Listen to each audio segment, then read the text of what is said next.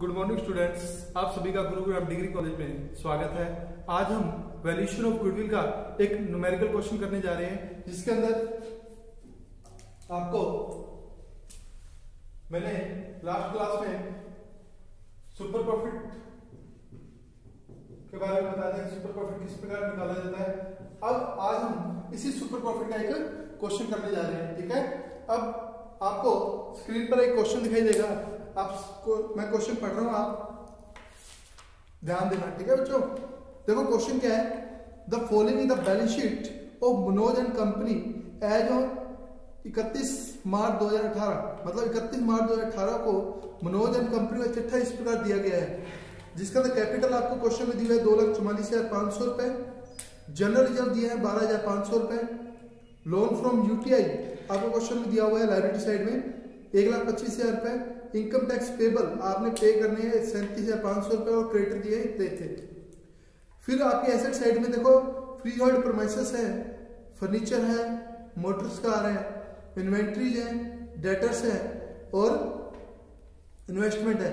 अब देखो यहाँ पे लिखा है इन्वेस्टमेंट इन 6% ट्रस्ट बॉन्ड, जिसमें आपको फेस वैल्यू दी हुई है कितने की 50,000 की, और जबकि बाहर उसकी वैल्यू कितनी है 47,000 रुपीज। और आपके पास कैश इन हैंड कितना है 36,250 का। फिर उसके बाद इसमें क्वेश्चन में क्या बोला, देखो the net profit of the company for the 5 year ended 31 March each year were 71,750, 1,60,250, 1,65,000 rupees, 1,35,500, 1,41,000। मतलब आपको 5 सालों के अलग अलग सालों के नेट प्रॉफिट दिया हुआ क्वेश्चन में। फिर आगे बोला है Manoj the proprietor was activity engage in the business but he did not draw any salary. The debtors due to the business are all goods except Mr. Rajiv, who has been declared insolvent, and a final dividend of 60 paisa in a rupee is expected out of his debt for 12,500. The other assets are revalued as follow. देखो ऊपर हमारे को 5 साल का data दिया। एक मनोज है जो काम कर रहा था लेकिन वो सैलरी नहीं ले रहा था। उसके बाद क्या हुआ, एक पर्सन है जो इंसॉल्वेंट हो गया, जिसके बाद फाइनल डिविडेंड 60 पैसा, कितना बच्चों 60 पैसा in the rupee except out of डेप्ट, जितना आपका डेप्ट था 12,500 रुपए। ठीक है, उसके अंदर बता रहा है 60 पैसा ही आपका यूज होने वाला है। आगे देखो मोटर कार दिया हुआ है जो रीवैल्यू की गई। रीवैल्यू का मतलब आप लोगों ने बैलेंस शीट में कुछ और दिखा रखा है, लेकिन जिस दिन आप मार्केट में सेल आउट करने जाओगे या उस दिन उसकी मार्केट वैल्यू जानना चाहोगे तो उस दिन की मार्केट वैल्यू इस प्रकार है। देखो मोटर कार इतने की, फर्नीचर इतने का, फ्री होल्ड प्रीमाइसेस इतने का। फिर आगे बोलता है कि the fair remuneration of the property of the business may be assumed at 1250 per month and the normal rate of return and the average capital employed may be taken at 15% per annum. फिर बोल रहा है कि calculate करो the amount of actual average profit और super profit. अभी तक जितना भी हमने पढ़ा है इसके अंदर अब आपका सारा का सारा कॉन्सेप्ट आ जाएगा। इसके अंदर याद रखना, हमने पहले वैल्यूएशन ऑफ गुडविल में एवरेज प्रॉफिट के हिसाब से देखा था, एक्चुअल एवरेज प्रॉफिट निकाला था। अब हम सुपर प्रॉफिट भी कैलकुलेट करेंगे। सुपर प्रॉफिट के लिए एक्चुअल एवरेज प्रॉफिट की तो आवश्यकता होती है। इसके अलावा नॉर्मल प्रॉफिट की आवश्यकता होती है। अब देखो थोड़ा हिंदी में पढ़ लो। 31 मार्च को अलग अलग प्रॉफिट दिए 5 साल हो गए। व्यवसाय का स्वामी मनोज व्यापार में सक्रिय रूप से व्यस्त था, किंतु उसने कोई वेतन नहीं लिया। फिर कहता व्यापारिक देनदारियां सब उत्तम थे सिवाय श्री राजीव के, जिसको दिवालिया घोषित किया जा चुका है, जिसमें 12,500 के लोन में से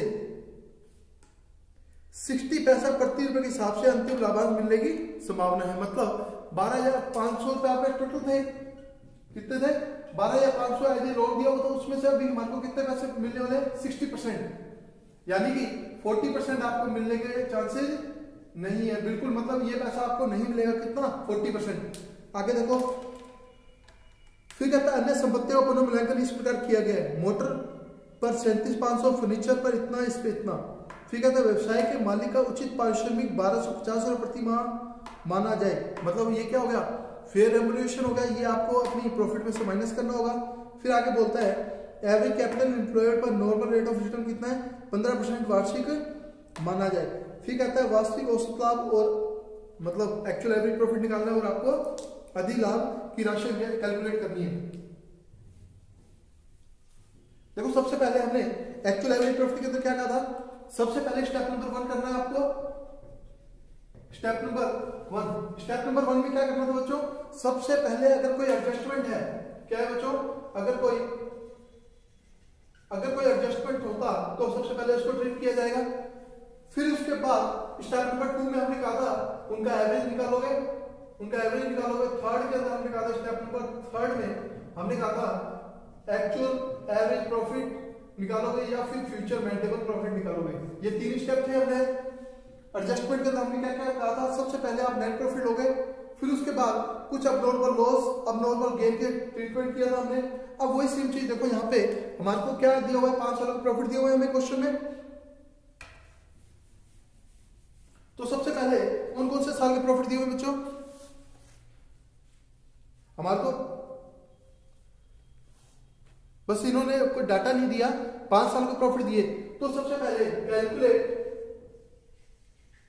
कैलकुलेट एवरेज प्रॉफिट, क्योंकि हमारा ना तो अबनॉर्मल से रिलेटेड कोई मैटर आया था, ठीक है। तो एवरेज निकालने के लिए हमें क्या करना पड़ेगा, जितने भी साल हैं टोटल, जितने भी साल हैं उनका आपस में टोटल करोगे, टोटल प्रॉफिट याद है मैंने यही करवाया था, टोटल प्रॉफिट बटे में नंबर ऑफ ईयर्स। अब देखो टोटल प्रॉफिट, पहले साल आपका प्रॉफिट क्वेश्चन में दिया हुआ है कितना, 750 प्लस पहले साल इतना है, सेकंड ईयर 1,16,250 रुपए है, तीसरे साल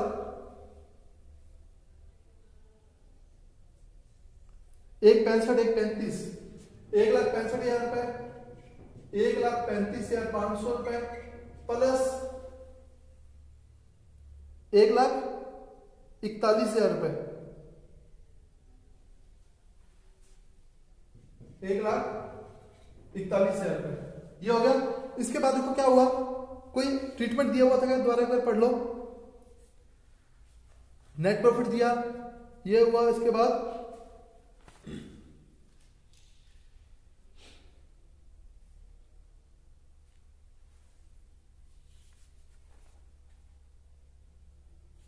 नहीं है, ये भी नहीं है।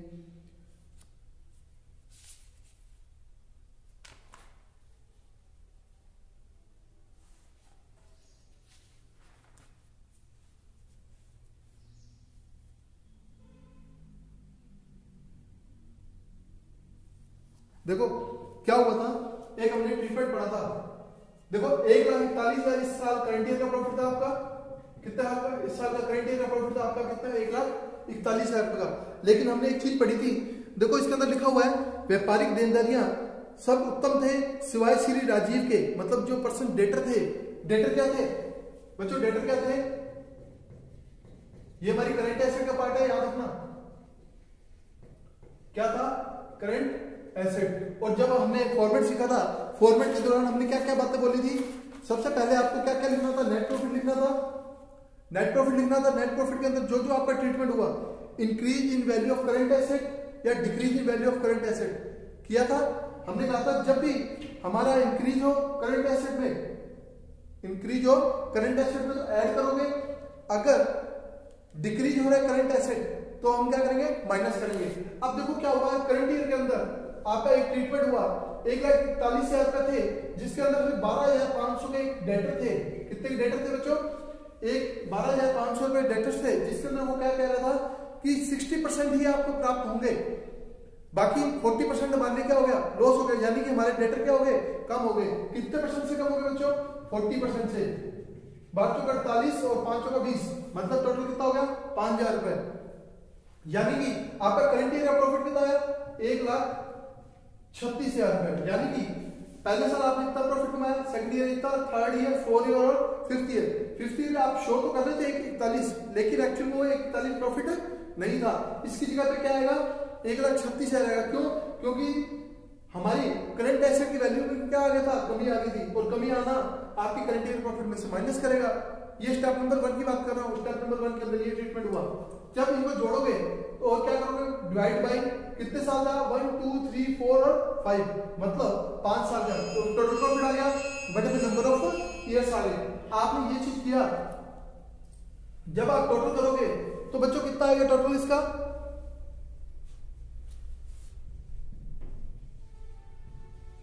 एवरेज प्रॉफिट आपका कितना आ जाएगा, इनका टोटल करोगे तो आएगा 6,24,500 6,24,500 आपका टोटल आएगा।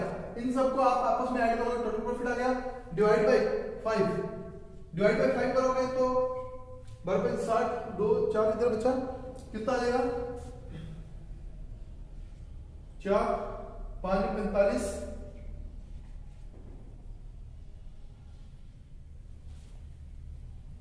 1,24,900 रुपए। ये क्या है, 1,24,900 रुपए क्या आया, ये सुपर प्रॉफिट नहीं कैलकुलेट कर रहे हम निकाल रहे हैं एवरेज प्रॉफिट। एवरेज प्रॉफिट के लिए हमारे को क्या चाहिए था, पहले 500 सालों को ऐड करो, उसके अंदर कुछ एडजस्टमेंट थे, बिल्कुल था, एक साल लास्ट ईयर में आपका एडजस्टमेंट था तो हमने एडजस्टमेंट किया तो प्रॉफिट पता लग गया। फिर मैंने कहा था 500 सालों का ऐड करो, डिवाइड बाय कितना करो, 5 करो, और जैसे आपने 5 किया तो आपका प्रॉफिट कितना निकल के आ गया, ऑन एन एवरेज आप एक साल में जो प्रॉफिट कमाओगे कितना कमाओगे, 1,24,900 का प्रॉफिट कमाओगे। फिर हमने क्या किया था, स्टेप नंबर 3, ये स्टेप नंबर 2 था, ये स्टेप नंबर 2 था, ये स्टेप नंबर 1 था आपका, याद रखना, ठीक है। स्टेप नंबर, अब आपको स्टेप नंबर 3 करना है। स्टेप नंबर 3 में मैंने आपको बताया था कि जो भी आपका प्रॉफिट आएगा, कैलकुलेशन ऑफ या स्टेटमेंट ऑफ, क्या निकालोगे, एक्चुअल एवरेज प्रॉफिट।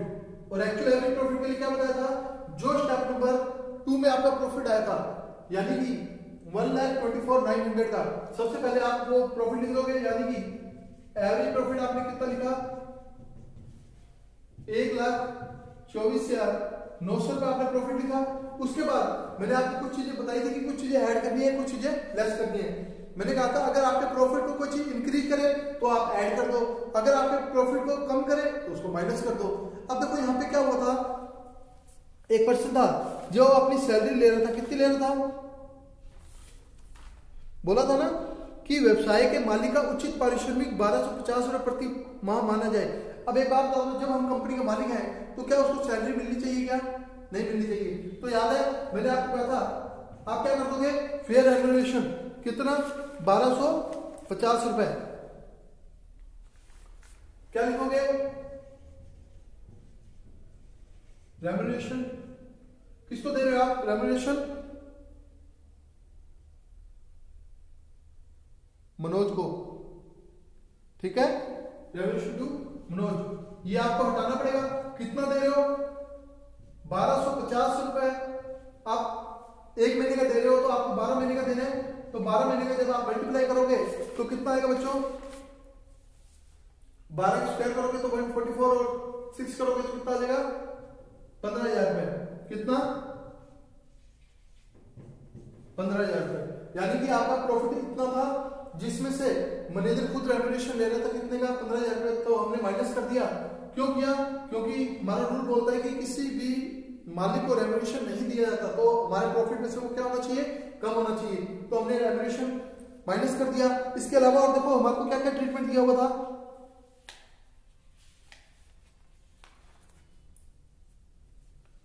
राजीव को दिवालिया घोषित हो गया, ये ट्रीटमेंट हो चुका, अंतिम लाभांश, और ये हो गया मोटर कार फर्नीचर। अब देखो मोटर कार में कुछ ऐड हो रहा है, कुछ लेस हो रहा है, तो इसकी वजह से इफेक्ट किस चीज में पड़ेगा बच्चों, मैंने आपको कहा था अगर आपकी एसेट की वैल्यू कम होती है तो उससे क्या होगा, डेप्रिसिएशन सेव होगा, यानी कि हमारा प्रॉफिट बढ़ेगा। और जैसे ही एसेट की वैल्यू घटेगी तो हमारा प्रॉफिट, अगर एसेट की वैल्यू बढ़ी 1 लाख से 2 लाख हुई तो 2 लाख पे डेप्रिसिएशन लगेगा, यानी कि उसकी एक्सपेंसिव की वैल्यू बढ़ेगी, तो हमारे प्रॉफिट को क्या कर देगी, कम। तो आपको क्या करना पड़ेगा, एक वर्किंग नोट बना लो यहाँ पे, किस चीज के लिए, डेप्रिसिएशन के लिए, किसके लिए बच्चों, डेप्रिसिएशन, वर्किंग नोट नंबर 1। अब वर्किंग नोट नंबर 1 क्यों बना रहे हैं, क्योंकि हमारे को एवरेज प्रॉफिट के अंदर देख रहे हैं कि हमारा प्रॉफिट इंक्रीज हो रहा है, डिक्रीज हो रहा है, वो सारी ट्रीटमेंट आपको बता रखा है मैंने फर्स्ट लेक्चर के अंदर। अब डेप्रिसिएशन देखो किस किस चीज पे लगेगा, देखो एक तो हमारे पास था मोटर कार, थी ना बच्चों, एक तो हमारे पास थी मोटर कार, दूसरी हमारे पास क्या था, एसेट। आपकी बैलेंस शीट के अंदर देखो फ्री होल्ड प्रीमाइसेस था, एक फर्नीचर था, मोटर कार था, इन्वेंट्री, डेटर का ट्रीटमेंट हो चुका, इन्वेस्टमेंट अभी इन्वेस्टमेंट का ट्रीटमेंट बाकी है, कैश इन हैंड ऑलरेडी हो चुका है, इसका तो कोई प्रॉब्लम ही नहीं है। अब आपका एक बचा फर्नीचर,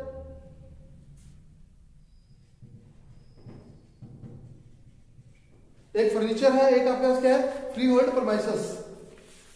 क्या है, free hold premises. Free hold premises. अब देखो क्या हुआ, आपको ये देखना है कि आपकी वैल्यू में कितना इंक्रीज या डिक्रीज हुआ। सबसे पहले आपकी बुक वैल्यू कितनी है क्वेश्चन में, या बुक वैल्यू कितनी दी हुई है क्वेश्चन में, आपके देखो मोटर कार की बुक वैल्यू दी हुई है क्वेश्चन में हमें 31,250, 31,250। और फर्नीचर की देखो कितनी दी हुई है, फर्नीचर दिया हुआ 5,500 का, ठीक है। और फ्री होल्ड प्रीमाइसेस आपको कितने की दिए हुए हैं, 2,25,000 के आपको दिया हुआ है बुक वैल्यू, डेप्रिसिएशन। अब देखो मार्केट वैल्यू, क्या बच्चों, मार्केट वैल्यू। अब मार्केट वैल्यू देखो कितनी है क्वेश्चन में, देखो मोटर कार जो 31,250 का था वो होगा 37,500 का, नीचे नीचे दिया हुआ है, पढ़ो। फिर उसके बाद जो हमारे फर्नीचर थे पहले 55 शो की हमारी बुक्स में शो किए हुए थे, लेकिन मार्केट में जिस दिन सेल आउट करने जाएंगे तो उस दिन हमारे को कितने मिलने की उम्मीद है, 5,000 रुपीज, तो यहाँ 5,000 लिख दोगे। और फ्री होल्ड प्रीमाइसेस बुक में हमने लिखा है 2,25,000 का, लेकिन जब हम उसको सेल आउट करने जाएंगे तो हमारे को कितने मिल सकते हैं, 3,25,000 रुपीज। जैसे आपने किया, अब देखो कुछ ना कुछ वैल्यू इंक्रीज या डिक्रीज हुई होगी। अब देखो मोटर कार इतने की थी, ये इतनी की होगी, मतलब आपका मोटर कार की वैल्यू इंक्रीज हुई है, कितने इंक्रीज हुई है, 37,500 में से अगर 31,250 अगर माइनस करोगे तो आपका जो डिफरेंस निकल के आएगा,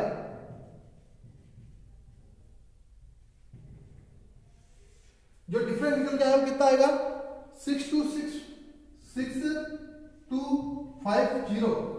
और यहाँ पे आपका डिफरेंस देखोगे तो कितना आएगा, 55 में से 5 घटाओगे तो 500 का, और नीचे आप माइनस करोगे तो कितना आएगा, 1 लाख रुपीज का। ओके, ये 1 लाख रुपीज का डिफरेंस आ गया। बुक वैल्यू, मार्केट वैल्यू और डिफरेंस।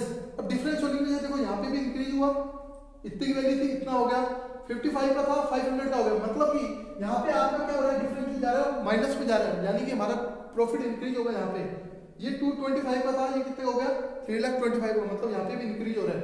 मतलब अब आप डेप्रिसिएशन की रेट लगा दोगे यहाँ पे। देखो अगर क्वेश्चन में बच्चों अगर कहीं भी नहीं देर का, अगर क्वेश्चन में देर का है कि आपको इतना % डेप्रिसिएशन लेना है, तो आपको हमेशा याद रखना उसी के अकॉर्डिंग चलना होगा। यानी कि अगर क्वेश्चन में नहीं बता रखा तो आप लोगों को इनकी रेटें बता रहा हूं मैं, वो आप रेटें याद कर लेना, यही रेटें आपकी अप्लाई करनी है आपको जब क्वेश्चन आप अटेम्प्ट करोगे। देखो मोटर कार के ऊपर 15% है रेट, कितनी बच्चों, 15% है ना, फर्नीचर पर और फ्री होल्ड प्रीमाइसेस पर 10%, इस पे भी कितना है, 10%, यानी कि मोटर कार पे आप याद रखना 15% है। अब किसके ऊपर लगेगा, 6,250 का 15% करोगे तो आएगा बच्चों 938 रुपए, 938 रुपए। इसका करोगे तो आएगा 50 रुपए लेकिन नेगेटिव में, और इसका करोगे तो कितना आएगा, 10,000 रुपए। और टोटल अगर आप एडजस्ट करके बताओगे कि कितना इफेक्ट पड़ रहा है, देखो ये पॉजिटिव 10,000 रुपीज। अब जो लास्ट रिजल्ट निकल के आएगा आपका कितना आ जाएगा, 10,000 है, 10,050 से माइनस करोगे तो कितना आ जाएगा, 10,888। 10,938 जोड़ोगे तो 10,938, उसमें 50 माइनस कर देना तो आ गया 10,888 रुपए। यानी कि ये आपकी वैल्यू इंक्रीज हुई है, इंक्रीज होने की वजह से आपका डेप्रिसिएशन ज्यादा लगेगा और ज्यादा लगेगा तो आपका एक्सपेंसिव बढ़ा, तो आप यहाँ पे क्या लिख दोगे, डेप्रिसिएशन, और यहाँ पे आप लिखोगे वर्किंग नोट नंबर 1, क्या लिखोगे, वर्किंग नोट नंबर 1 कितना, 10,888 रुपए, ये भी माइनस होगा। इसके अलावा एक हमने और पढ़ा था, इन्वेस्टमेंट पढ़ा था ना। अब देखो इन्वेस्टमेंट में क्या बोला क्वेश्चन में कि आपका इनकम फ्रॉम इन्वेस्टमेंट है कितने का, investment in 6% trust board, face value in 50,000 and book value 47। याद रखना, हमेशा याद रखना, जब भी आप इन्वेस्टमेंट पे आपको जब भी इंटरेस्ट मिलेगा तो इंटरेस्ट हमेशा फेस वैल्यू पे मिलता है, न कि बुक वैल्यू पे हमेशा। तो आपका इन्वेस्टमेंट भी यहाँ पे क्या हो जाएगा, नॉन ट्रेड इन्वेस्टमेंट हो जाएगा। तो यहाँ पे आप कितना माइनस कर दोगे, आपका दिया 50,000, उसका कितना परसेंट, क्वेश्चन में दिया 6%, तो आप यहाँ पे 6% लिख दोगे, और जैसे आप 6% लिखोगे तो कितना आएगा, 3,000 रुपीज। जैसे 3,000 आपने किया, करते ही आपका रिजल्ट निकल के आएगा बाहर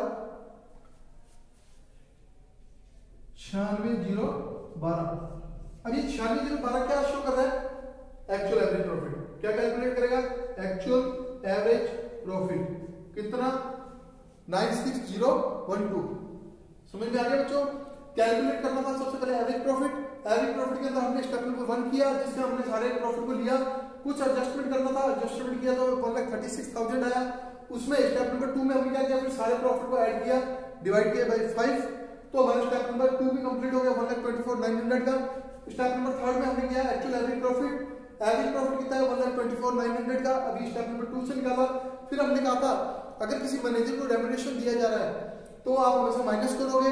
अगर डेप्रिसिएशन अगर ज्यादा बन रहा है, क्योंकि इस क्वेश्चन में हमने निकाल के बताया, मोटर कार पे इतना, फर्नीचर पे इतना, फ्री ऑयल प्रोमाइसेस पे इतना, रेटिंग कितनी है उनकी 15%, 10% और 10%। जैसे आपने अप्लाई किया, अप्लाई करने के बाद आपका क्या आ गया, एक्चुअल एवरेज प्रॉफिट आ गया 96,012। 96,012। अब ये तो हो गया हमारा क्या, स्टेप नंबर 1 के हिसाब से निकला हमारा एक्चुअल एवरेज प्रॉफिट। हटाना मैं इसको ना, बस ये लोड आउट कर लेना 96,012 भी, क्योंकि इसकी जरूरत पड़ेगी हमें।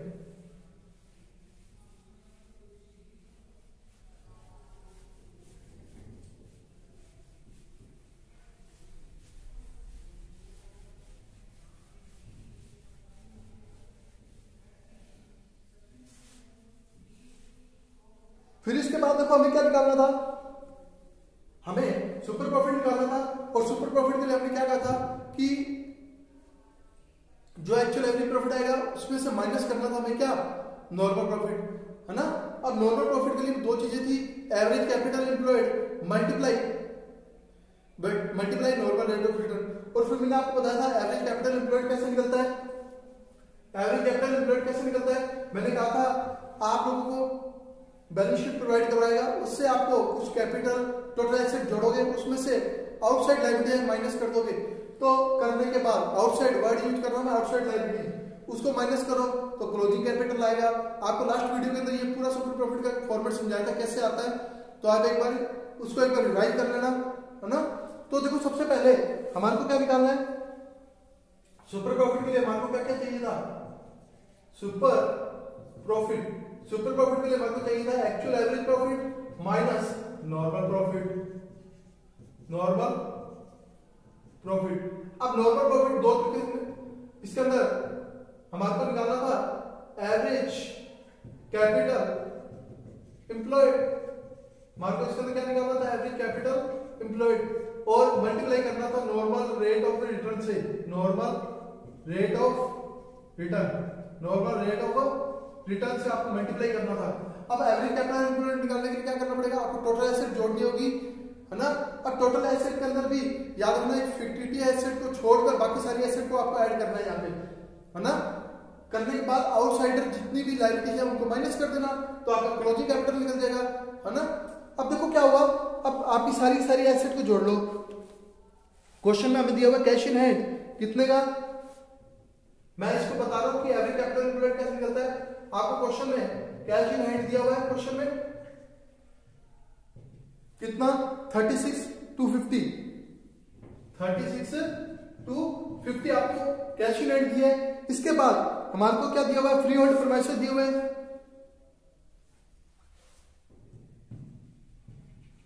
फ्री होल्ड प्रीमाइसेस अभी हमने देखा था कि फ्री होल्ड प्रीमाइसेस हमने बुक में लिख रखा था कितने का, 2,25,000 का, जबकि हमने डेप्रिसिएशन के अंदर उसकी वैल्यू कितनी इंक्रीज करके बता रहे थे, 3,25,000। तो आपको यहाँ पे कितना लेना पड़ेगा बच्चों, 3,25,000 तक। उसके बाद देखो क्या हुआ, आपको डेटर्स दिए हुए हैं, सारे आपको उतार लेना, याद रखना एसेट जितनी भी है सारी उतार लेना। इसके बाद ठीक है बच्चों, सुपर प्रॉफिट में हमने क्या निकाला था, average capital employed into normal rate of return. हमने कहा था कि एवरेज कैपिटल एम्प्लॉयड कैसे निकलेगा, मैंने कहा था टोटल जितनी भी आपके एसेट्स हैं वो सारी आप ऐड कर दीजिए। कैश इन हैंड आपका 36,250, फ्री होल्ड प्रीमाइसेस आपके 3,25,000 के थे और डेटर आपके कितने के थे, 70,000 के। फिर इसके बाद अलावा हमारी देखो कौन कौन सी एसेट थी, हमारी इन्वेंट्री दिखाई दे रही है हमारे को। इन्वेंट्री कितने की है, इन्वेंट्री आपकी है बच्चों 49,500 की। तो आप यहाँ पे कितना लिखोगे, 49,500। इसके अलावा कौन कौन सी एसेट है, सारी एसेट लिख लो। कैश हो गया, कैश एट बैंक हो गया, डेटर्स हो गए हमारे, फर्नीचर, इन्वेंट्री हो गया। अब एक लास्ट रह गया मोटर कार पहले कितने की थी, मोटर कार की पहले वैल्यू थी 31,250। अब उसकी वैल्यू इंक्रीज होकर कितनी हो गई है, उसकी वैल्यू इंक्रीज हो गई है 37,500 की। तो आप यहाँ पे कितना लिखोगे, 37। और याद रखना हमेशा जब भी आप कैलकुलेट कर रहे हो हमेशा रीवैल्यूड प्राइस पे निकालोगे, न कि बुक वैल्यू पे। अगर बुक वैल्यू रीवैल्यूड प्राइस अगर क्वेश्चन में नहीं दिया गया तो आप बुक वैल्यू को आप ट्रीट करोगे, अदरवाइज आप ट्रीट नहीं करोगे बुक वैल्यू को। इसके अलावा आपका मोटर कार भी हो गया, फ्री होल्ड प्रीमाइसेस हो गया, और लास्ट रह गया हमारा फर्नीचर।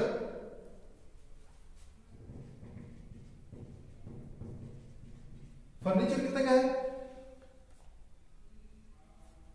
5,000 रुपए का। न्यू रीवैल्यू प्राइस बता रहा हूं, फर्नीचर की वैल्यू कितनी होगी, 5,000 रुपए। इसके अलावा कोई एसेट है क्या हमारी, नहीं, क्योंकि एक लास्ट एक इन्वेस्टमेंट बच रही है जो नॉन ट्रेड इन्वेस्टमेंट है, इसलिए इसको यहाँ पे ट्रीट नहीं किया जाएगा। तो इसका आप टोटल कर देना। टोटल करने के बाद क्या करोगे, minus outside liability. Outside liability का मतलब क्या था, इक्विटी शेयर, प्रेफरेंशियल, रिजर्व को छोड़कर बाकी जितनी भी हमारी लायबिलिटी है वो सारी हमारे को माइनस करनी है। अब माइनस में देखो कौन कौन सी है आपके पास, देखो कैपिटल दे रहे हैं 244,500 का, general reserve, loan from UTI bank, हमने यूटीआई बैंक से लोन लिया था कितने का, 1,25,000 का। तो आपको यहाँ पे माइनस करना होगा कि हमें लोन फ्रॉम यूटीआई बैंक, ठीक है, कितने का लिया हमने, 1,25,000 रुपीज का। इसके अलावा कौन कौन सी लायबिलिटीज है, इनकम टैक्स पेबल कितने का, यहाँ पे आप लिखोगे इनकम टैक्स पेबल कितने का, 37,500 का। इसके अलावा क्रेडिटर्स, ट्रेड क्रेडिटर्स 50,000 की। ये आपके टोटल एसेट्स है, जितनी भी एसेट है वो सारी एसेट को आपने ऐड किया। ये क्या निकाल रहे हैं, एवरेज कैपिटल एम्प्लॉयड का हम निकाल रहे हैं क्लोजिंग कैपिटल एम्प्लॉयड। क्या निकाल रहे हैं बच्चों, closing capital employed. Closing capital employed के लिए सारी एसेट को जोड़ो, उसमें से सारी लायबिलिटी घटाओ, आउटसाइडर लायबिलिटीज जितनी भी है, इक्विटी शेयर, प्रेफरेंशियल और रिजर्व वगैरह छोड़कर बाकी सारी लायबिलिटी आपको माइनस करनी है। माइनस करोगे तो जब आप इसको 36,250, 3,25,000 ये सारी वैल्यू एसेट को ऐड करो, ये माइनस करो। जैसे आपने माइनस किया, माइनस करने के बाद बच्चों आपका जो टोटल आएगा 3,10,750। ये क्या आया, ये हमारा क्लोजिंग कैपिटल एम्प्लॉयड आया। क्या आया, क्लोजिंग कैपिटल एम्प्लॉयड आया। जबकि हमें क्या चाहिए क्वेश्चन में हल करने के लिए, एवरेज कैपिटल एम्प्लॉयड चाहिए। और एवरेज कैपिटल एम्प्लॉयड मैंने आपको बताया था, आपका क्लोजिंग कैपिटल एम्प्लॉयड आप निकाल लोगे, उसके अलावा जो आपका करंट ईयर का प्रॉफिट है उसको आपको क्या करना पड़ेगा, माइनस। तो इसी के अंदर से आप लेस कर दो current current year profit, current year profit. अब करंट ईयर प्रॉफिट याद है हमने लास्ट साल में कितना प्रॉफिट शो कर रहा था, देखो आपका शो कर रहा था लास्ट मतलब इस साल करंट ईयर में 1,41,000 रुपीज का, कितने का 1,41,000 रुपीज का आपका शो कर रहा था कि हमारा इतना प्रॉफिट है। हमने फर्स्ट स्टेप में किया था और इसके अंदर से हमने 5,000 रुपए माइनस किए थे। कौन से वाले? जो पैसा हमारा डेटर का डूब गया, तो डूबने की वजह से 5,000 का लॉस हो गया। तो आप लोग क्या कहोगे, हमारा प्रॉफिट कितने का था, मान है 36,000 रुपीज का। तो जैसे आप माइनस करोगे, माइनस करने के बाद 1.5 of current year profit, 1.5 of current year 1,36,000 आया, उसका आप क्या करोगे बच्चों, उसका हाफ करोगे। 1,36,000 का आप 2 से डिवाइड करोगे तो कितना आएगा, 68,000 रुपीज आएगा। यानी कि हमारे करंट ईयर प्रॉफिट कितना माइनस होना चाहिए था, 68,000 रुपीज। जैसे माइनस होगा तो माइनस होने के बाद तो आपकी वैल्यू आएगी 2,42,750। ये क्या शो करना स्टार्ट कर देगा, एवरेज कैपिटल एम्प्लॉयड। तो आप यहां पे लिखोगे एवरेज कैपिटल एम्प्लॉयड।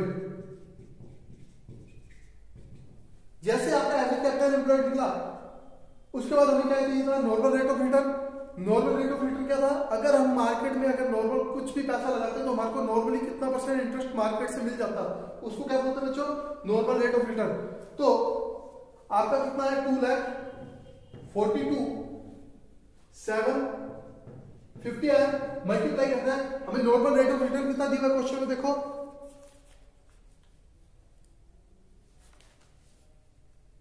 क्वेश्चन में बोल रहा है कि average capital employed is 15% per annum. तो इसका जैसे ही आप 15% निकालोगे तो कितना आ जाएगा,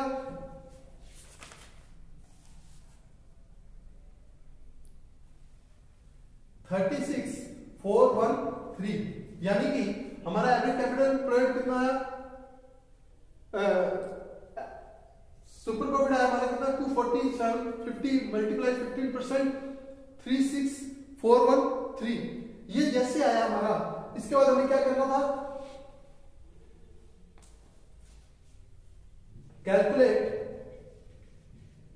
सुपर प्रॉफिट, कैलकुलेट। ये तो हमारा याद रखना average capital employed into normal rate. इसके लिए हमें क्या क्या चाहिए था, एवरेज कैपिटल एम्प्लॉयड, यानी कि जो हमारा फर्स्ट नंबर स्टेप से लेकर थर्ड नंबर स्टेप, यानी कि फर्स्ट वैल्यूएशन ऑफ गुडविल जब हम निकाल रहे थे वो बोला एवरेज कैपिटल एम्प्लॉयड,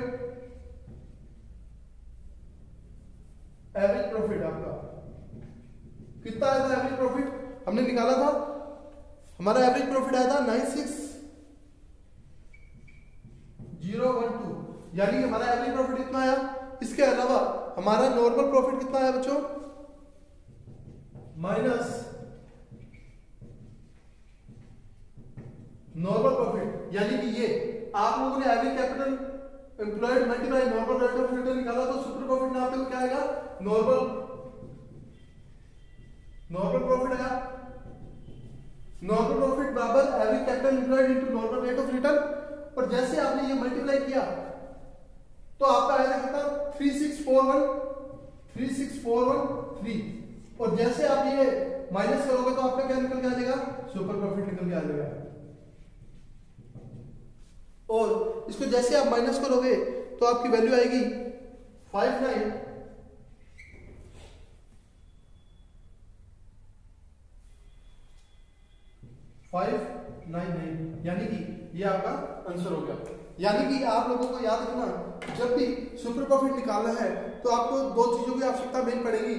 एक तो एवरेज प्रॉफिट की आवश्यकता पड़ेगी, जिसको हमने एक्चुअल एवरेज प्रॉफिट बोला था, और माइनस कर दोगे नॉर्मल प्रॉफिट। नॉर्मल प्रॉफिट जैसे आपने माइनस किया तो आपका क्या आएगा, सुपर प्रॉफिट।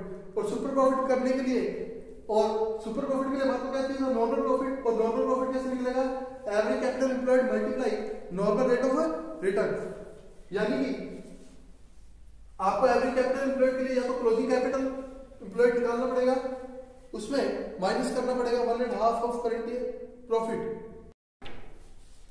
देखो बच्चों, बस आपको बस इतना ध्यान रखना, एवरेज कैपिटल एम्प्लॉयड निकालते समय क्लोजिंग कैपिटल एम्प्लॉयड निकालना और उसके अंदर क्या करना 1.5 of current year profit. Current year profit का मतलब यानी कि एडजस्टमेंट करने के बाद माइनस कर देना, तो आपका क्या आ जाएगा एवरेज कैपिटल एम्प्लॉयड मल्टीप्लाई में सूत्र करना नॉर्मल रेट ऑफ रिटर्न, और जैसे आपने किया तो नॉर्मल प्रॉफिट आ गया। नॉर्मल प्रॉफिट आपको में से आपका एवरेज प्रॉफिट घटा देना, तो आपका क्या आ जाएगा सुपर प्रॉफिट। ठीक है बच्चों, आप लोग इतना पढ़ना, अगर कोई प्रॉब्लम हो तो नेक्स्ट वीडियो में आप मुझसे पूछ सकते हो। ठीक है बच्चों।